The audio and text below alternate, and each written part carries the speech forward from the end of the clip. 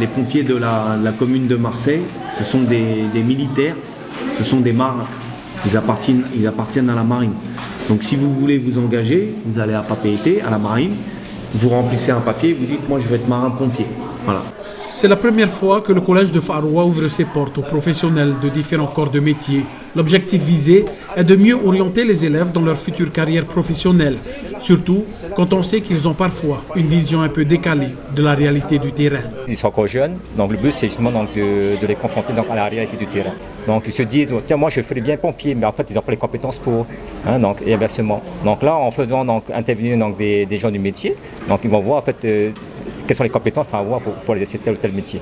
Traditionnellement, nombreux sont ceux qui cherchent la sécurité de l'emploi en optant pour différents métiers de l'administration par exemple, et bien souvent se rendent compte assez vite que les débouchés ne sont pas toujours au rendez-vous, même après de longues études. Je pense qu'ils sont vachement sensibilisés déjà au fait qu'après le bac, il y a un autre niveau à atteindre. Même si beaucoup ont l'objectif bac en tête, ils savent que derrière, l'intérêt c'est de pouvoir continuer.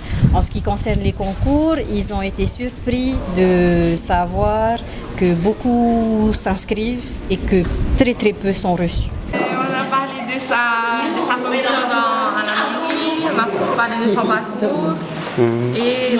Et vous pensez que c'est accessible? Pas vraiment. Pas vraiment? Ah ouais? Ouais. Ça vous a déjà une idée de ce que vous voulez faire plus tard? Pour certains, oui, pour d'autres, oui. C'est rare d'avoir déjà un projet bien mûri à cet âge-là. Mais bon, voilà, il faut prendre le temps de la réflexion et de voir toutes les options qui peuvent se proposer à eux. Certes, il s'agit bien ici de compétences académiques, mais pas seulement. Car pour accéder à l'emploi, ici à Faroua, on apprend aussi aux élèves qu'il existe plusieurs chemins détournés. C'est d'ailleurs pour cela que durant ce forum, les élèves ont eu l'occasion d'approcher plusieurs corps de métier qui ne nécessitent pas obligatoirement de compétences académiques, mais plutôt devront-ils s'armer de courage et de persévérance avec un peu d'imagination. C'est le cas de cette petite entreprise d'exploitation d'huile de coco.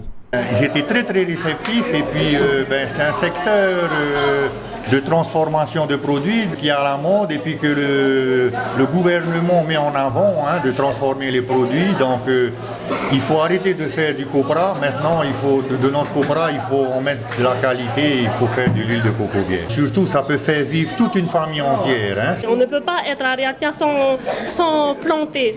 Et je leur ai juste fait part d'une expérience où, n'ayant pas eu la chance d'être formée dans une école agricole, que mes meilleurs professeurs ont été nos papis de Fariate, de Taha, de Avera, de partout. Donc il ne faut pas avoir peur de poser des questions aux anciens. Voilà. Si certains élèves ont encore du mal à se projeter dans une éventuelle carrière professionnelle, d'autres par contre arrivent avec déjà une petite idée en tête.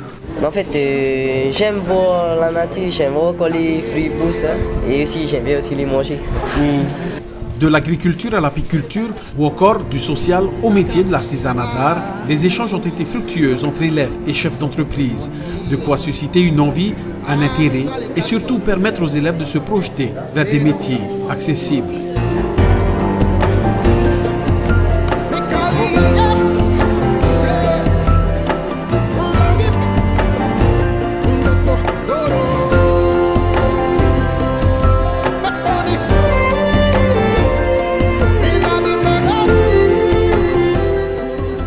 Alors aujourd'hui, je voulais faire une démonstration de pyrogravure. Depuis 10-15-20 minutes, il y a au moins 3 groupes qui sont passés.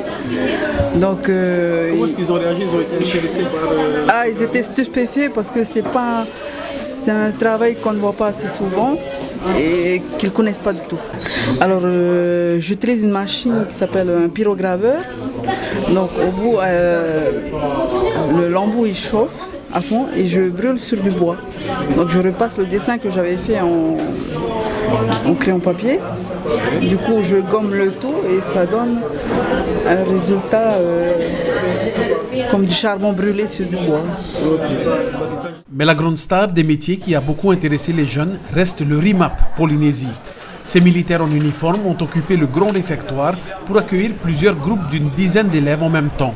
Ici dans l'armée de terre, ce ne sont pas les places qui manquent. 15 000 postes sont à pourvoir. Donc l'armée de terre, on a beaucoup de métiers, donc on peut faire Ça peut aller du mécanicien, de l'électricien, plombier. Voilà, il y a différents corps de métier. Ça peut même être après tout ce qui est menuiserie, charpenterie, etc.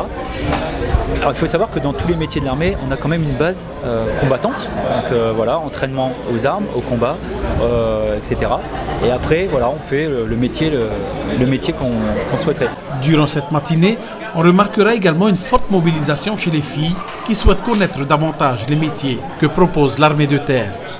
Est-ce qu'elles veulent s'engager? Je n'en sais rien. En tout cas, elles m'ont paru très intéressées, m'ont posé des questions pertinentes et ça m'a fait plaisir de leur apprendre des choses.